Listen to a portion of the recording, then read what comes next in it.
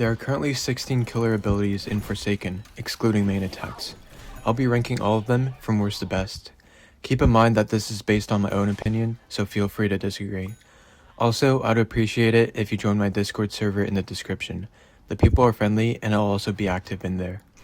Before starting the ranking, I'd like to mention that I will be excluding M1s since they are pretty basic and don't need much explanation. I will be ranking based on how much the ability impacts the killer, so a good ability won't be placed too high if the killer is already overpowered.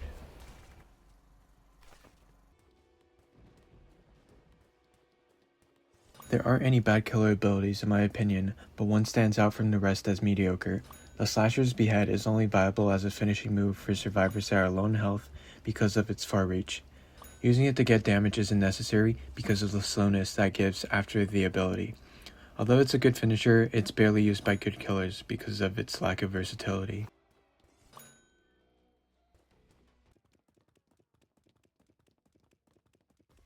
Moving on to the good abilities, Cool Kid's Corrupt Nature can be used at close range as an extra form of DPS without any downsides, as well as a long-range pressure ability.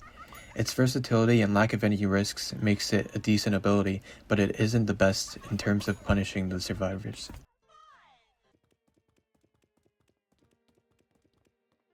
Pizza delivery is next on the list, which is a good way for Cool Kid to prevent looping, on top of it being a no-brainer pressure ability. You can pretty much use it anytime, but this ability is held back by its long cooldown time of 50 seconds, as well as Cool Kid's minions not being able to do much against survivors that can kill them.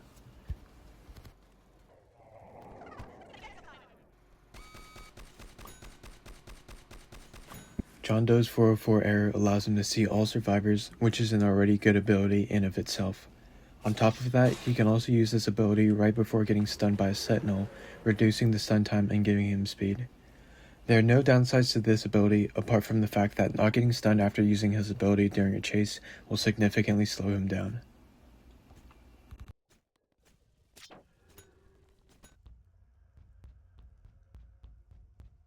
Up next is 1x's Unstable Eye. I placed it higher than John Doe's 404 error because not only does it give 1x the ability to see all survivors, but it also gives him speed, which is a really useful buff for the slowest moving killer. You can use it before starting a chase for more distance, and it also pairs well with Entanglement and Corrupt Energy. The only downside to this ability is the blindness, but it doesn't affect good players for the most part.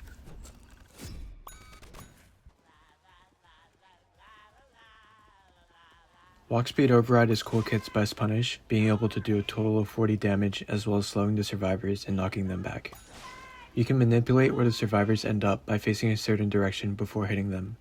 On top of that, you can also use this ability to gain distance if you're really far away from the survivor. Missing this ability is really punishing for the killer, so you should only use it as a punish or a last resort. Overall, this ability is very solid, but it has its downsides.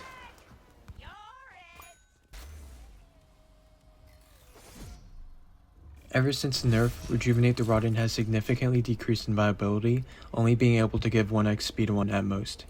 The only somewhat effective aspect of his ability is when the minions spawn at a good looping spot, inflicting a lot of pressure on the survivors. Using Mass Infection or Entanglement on the minions for speed also isn't necessary, since you can use those same abilities to catch up to the survivors and deal damage. This is still a really good ability, but it's not as overpowered as before.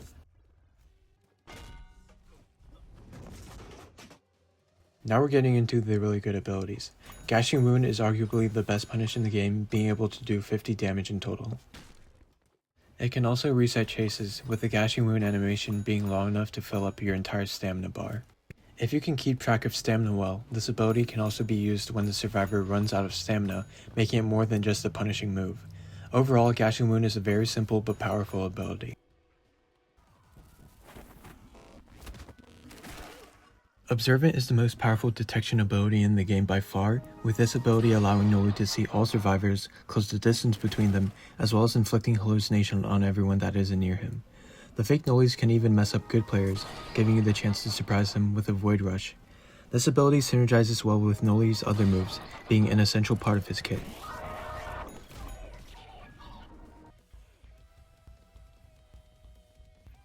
Mass Infection is a high damaging ranged ability with a very short cooldown of 14 seconds. It can do 43 damage from a long distance and 75 damage up close. Being able to do this much damage is already broken in of itself, but when considering that the ability is also ranged and has a cooldown of 14 seconds, it becomes one of the best abilities in the game. For some reason, Mass Infection recently received a speed buff, making it even harder for the survivors to dodge it.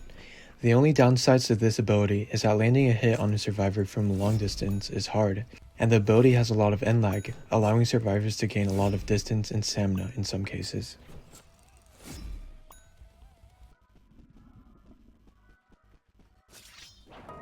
Although Noli's Nova ability only does 15 damage, I decided to place it higher than Mass Infection because of its large hitbox and short end lag. Where the Nova lacks in damage, it makes up for in versatility.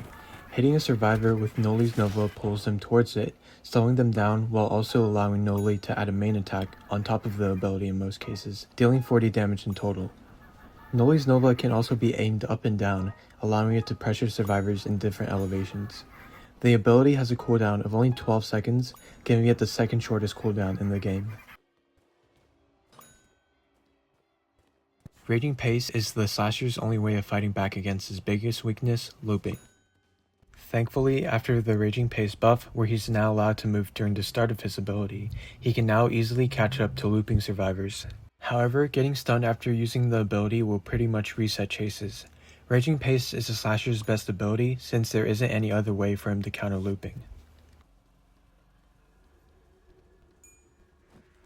Corrupt Energy is one of the most efficient ways for a killer to prevent looping, with it being able to punish survivors for attempting to loop in certain areas.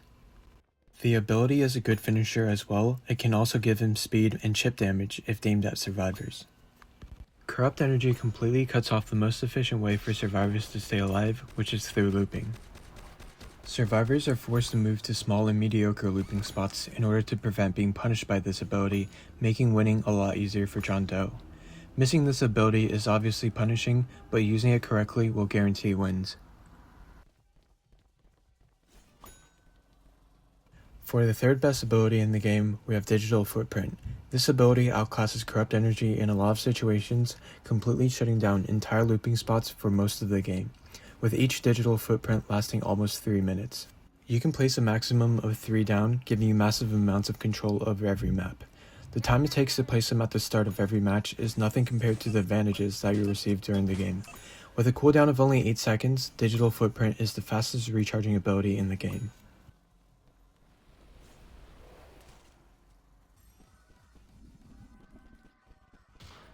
Void Rush is arguably the most versatile ability in the game, with it being a distance closer, a damage dealer, as well as a punishing move.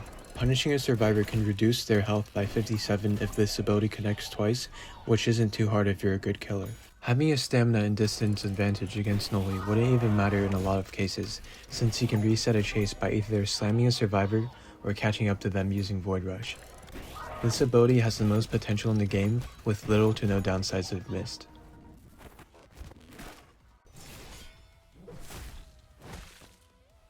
The best ability in the game, by far, is 1x's Entanglement. This fast-moving projectile-based ability, upon contact with a survivor, completely freezes them in place, gives 1x speed 2 for 3 seconds, and deals 10 damage. Landing a single entanglement on a survivor in competitive matches will kill them in most cases, because of the massive lead in stamina 1x will have after landing this ability. If you're not quick when reacting to the killer after getting out of entanglement, 1x can punish you with a Mass Infection. Against good survivors, 1x can still land an M1 attack, dealing at least 38 damage to a survivor for every entanglement hit. Missing an entanglement wouldn't be punishing either because of the ability's quick end lag and 18-second cooldown.